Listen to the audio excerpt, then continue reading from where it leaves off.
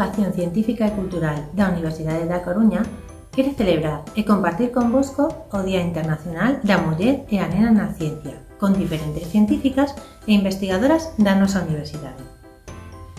Elas son mulleres que tamén nalgún momento foron nenas e mozas como a vos e que queren contarvos moitas cosas curiosas do seu labor. Recordade que unha científica é unha persoa que fai ciencia, pero que é a ciencia? A ciencia é coñecemento. Son saberes que podedes obter observando o mundo que vos rodea, recollendo información, estudando, probando ou buscando cousas. Calquera pode facer ciencia se sabe preguntarse cousas.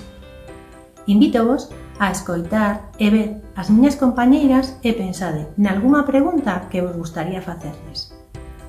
Gravádevos e elas responderánvos. Así entraredes nun sorteo para visitar algún centro de investigación da nosa universidade. Anímate e atrévete a pescudar con elas.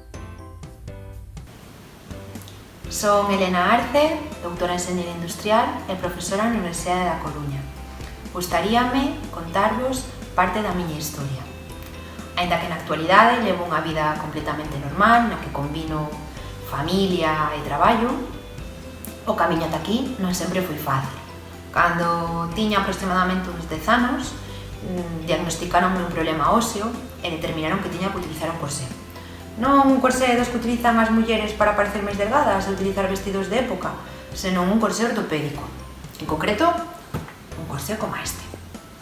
Por se fose pouco, tempo despois, os médicos determinaron que tamén tiña que utilizar férulas nas pernas para dormir. Unhas férulas como estas. Vamos, que cando ia dormir semellaba Frida Kahlo. Non foron tempos fáciles, a verdade, pero toda esa época me permitiu comprender que todo pasa e que o esforzo merece a pena. En concreto, estiven 7 anos, dende os 10 ata os 17, momento no que tiven que elixir que quería estudar. A diferencia de outras persoas que sí que teñen claro que queren facer, eu a verdade é que non sabía que quería estudar en concreto.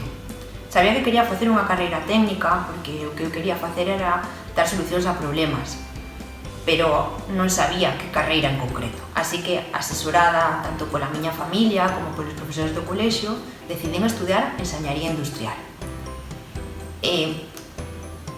Creo que foi un acerto, porque esta carreira, ou como moitas técnicas, permite solucionar problemas e traballar en proxectos que den solucións a problemas reais. Tras estudar, tras finalizar os meus estudos, comecei a traballar en empresas. Sen embargo, sentía que esta actividade non me completaba, non era o que eu quería facer soamente. Así que un pouco por azar, comecei os meus estudos de doutoramento e tempo despois a dar clase na universidade. E sentín que isto era o que eu quería, xa que por unha banda podo ensinar e pola outra traballar en proxectos que den solucións a problemas. Así que, un pouco con esta historia, o que os pretendo é animarvos a traballar para conseguir o que queredes facer. Ei, Susana, que tal estás? Hola, Vero. Pois, a ver se o adiviñas. Pois parece que contenta. Agora triste. E agora asustada. Ti, cando me ves, podes saber como estou eu. Pois iso tamén o podes saber o noso ordenador ou o noso móvil, se nós lles ensinamos como recoñecer as emocións. Que che parece? Pois pode ser moi interesante, por exemplo, para unha persoa que non pode ver, e así o seu móvil fai de ollos, non é útil? Pois claro! Ola, somos Susana e Verónica e somos enxeñeras informáticas. Traballamos con noso ordenador en calquera lugar e podemos facer que as máquinas aprendan a facer case calquera cousa. Cando vos erades pequenos, un día vistes un animal moi gracioso e os vosos pais dixéronvos que iso era un can. A partir de aí, cada vez que vistes un can, soubestes recoñecelo, fora grande ou pequeno. As máquinas tamén poden recoñecer o que é un can, pero para iso necesitan que lles amosemos un montón de exemplos de cans de todo tipo. Podemos crear aplicacións para móviles, tabletas, ordenadores, para resolver cousas que necesitamos ou simplemente aplicacións para entreternos. Cantos de vós fixestes videochamadas cos familiares cando estábamos pechados nas casas ou cos profes dos coles? Falades con Alexa, Siri ou Google coa vosa voz? Sabedes que non hai ninguna persoa detrás, non? Bueno, hai moitísimas, todas as que lles ensinaron a entender o que lles pedides e responder correctamente. Seguro que moitos de vós vedes partidos de fútbol na tele. Desde hai pouco tempo hai programas informáticos que permiten detectar se un xogador está en fora de xogo ou non. Sabedes que as primeiras programadoras foron mulleres? Hoxe en día, tanto homes como mulleres traballan en informática. Está presente en todas partes, nas escolas, nos hospitais, nas nosas casas, no deporte. Vero, ti, por que decidiches ser enxeñeira informática?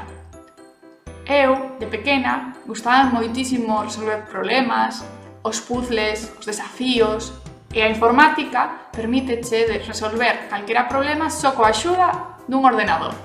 É fascinante e nunca te aburres. Pois eu, xa de pequena, era moi curiosa e gustábame saber o porqué das cousas. Grazas á informática podo descubrir a solución a moitos problemas e atopar as respostas ás preguntas que me fago usando simplemente o meu teléfono móvil. Por suposto, non estábamos, nin estamos sempre pensando en problemas e retos. Gústannos moitas máis cousas. Por exemplo, eu xoguei moito de pequena baloncesto. E tamén gústame ver series, películas, ler libros. A min tamén me gusta ver series e ademais viaxar. Agora que non se pode por culpa da pandemia, podo coñecer outros lugares gracias á informática. A informática está presente na vida de todos, na vosa, que usades ordenadores, móviles, tabletas e outros aparatos intelixentes que interactúan con vos. E nas nosas, que traballamos facendo que todos eses aparatos funcionen ben.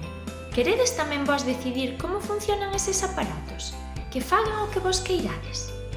Aínda que ás veces non fan o que nos queremos, porque non lles ensinamos del todo ben.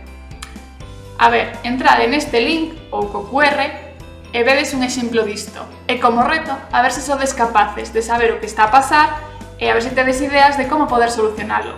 Veña, exprimide o cerebro. E outro reto. Pensades que unha máquina sería capaz de facer os deberes ou exames por vos no cole? Que exercicios credes que serían máis difíciles de ensinarlle a facer? Atrévete a pescudar con nós. Ola, dedícome á química, a ciencia de materiais. Preparo materiais no laboratorio. Materiais que sirven, por exemplo, para sustituir as baterías que temos agora para que duren máis e se poidan recargar máis veces, ou materiais para sustituir os gases que van dentro das neveiras para refrixerar, que son bastante contaminantes e van a estar prohibidos dentro de moi pouco tempo. Ou materiais, ou penso en aplicacións que poden ter as cáscaras de mexillón, que son distintas ás aplicacións das cáscaras de amexa, non sei se sabedes por qué. Para facer todas estas cousas traballo normalmente en laboratorios que seguramente non son moi distintos aos laboratorios que vos coñecedes, ou porque estedes no instituto, ou fostedes á universidade de visita, ou os vistedes en vídeos ou na tele. A veces teño que traballar con equipos máis sofisticados, con microscopios electrónicos moi grandes, ou incluso en instalacións nucleares, en donde se traballa con condicións de seguridade bastante extremas por culpa da radiactividade. E por que me dediquei ou por que decidín estudiar química? Pois, se vos digo a verdade, non o sei moi ben. Eu creo que é por curiosidade. A curiosidade que me leva a preguntarme como son as cousas por dentro e como podemos facer para manipular os átomos, movelos de aquí para lá para conseguir que se comporten como a nos dá a gana. E o certo é que, ao cabo do tempo, funme dando conta de que esa curiosidade non é tan distinta da curiosidade que me move, por exemplo, para subir montañas, outra das cousas que me encanta. porque cando estou na cima dunha montaña, despois de moito esforzo, moitas veces, consigo ver as cousas dende arriba, dunha perspectiva moi distinta. Ou a curiosidade que me leva a ir a visitar as bocas de volcáns, porque me chego a imaginar como será o interior da Terra, o que nunca vou a chegar, nunca vou a conseguir ben. Ou a curiosidade cando fago fotografía, que tamén me chifla, porque non se ven igual as cousas a través dunha cámara ou a través dunha pantalla que en vivo e en directo. Ola, eu son Aurora e dedícome a estudiar os restos óseos ou esqueletos dos animais prehistóricos, como estes, por exemplo. A min, de pequena, gustábame moito a natureza, entón eu quería estudiar bioloxía. Eu tamén tiña un libro que era Os grandes animais desaparecidos, que falaban de dinosaurios e de outros animais, pero a min aquelo gustábame moito, pero me parecía que era algo moi imposible de facer. Parecía que era como de película e que aquí non se podía facer. Pero cando estaba na universidade xa un día, vin no laboratorio uns osos de animais que eu non sabía o que eran. E preguntei, que son estes osos de aquí? E dixeronme na universidade, pois mira, estos son uns osos que se atouparon en unhas covas de Galicia que son de animais das idades dos xeos. E dixen, e de que animais había aquí nas idades dos xeos? E me dixeron, pois non sabemos, porque ninguén os estudiou. Entón eu dixen, pois vou nos estudiar eu. E así foi.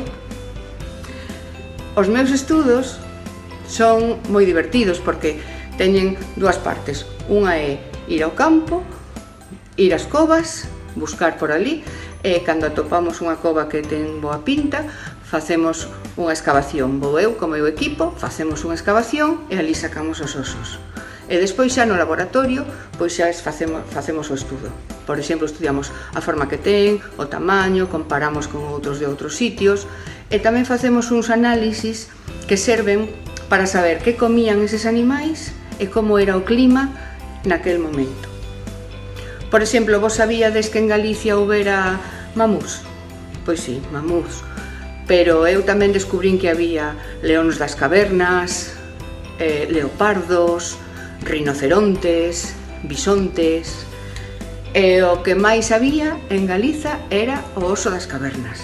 O oso das cavernas era un oso moi grande, que agora está extinguido, e era moito máis grande que o oso de agora, pero era herbívoro. Entón, estes osos vivían por todas as montañas de Galicia e comían herba. Eran un pouco como se foran as vacas.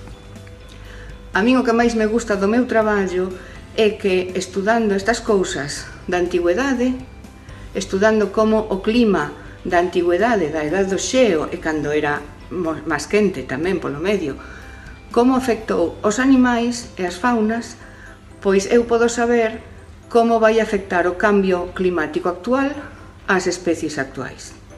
Eu animo vos a todos a que estudiedes paleontoloxía. Adeus.